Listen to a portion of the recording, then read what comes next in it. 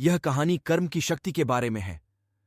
कर्म का फ्लैग बार की बात है। एक छोटे से गांव में एक किसान रहता था। वह ईमानदारी और मेहनत से अपने खेतों में काम करता था। वह हमेशा दूसरों की मदद करने के लिए तैयार रहता था और कभी भी किसी के साथ बुरा व्यवहार नहीं करता था।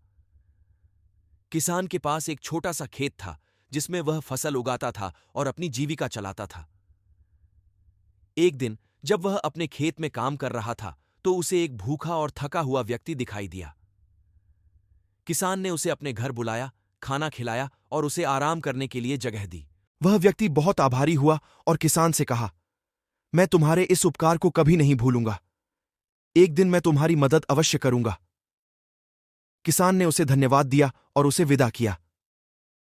समय बीतता गया और किसान अपने काम में व्यस्त रहा।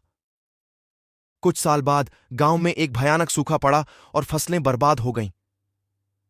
किसान के पास खाने के लिए कुछ भी नहीं बचा। वह बहुत दुखी हुआ और भगवान से प्रार्थना करने लगा।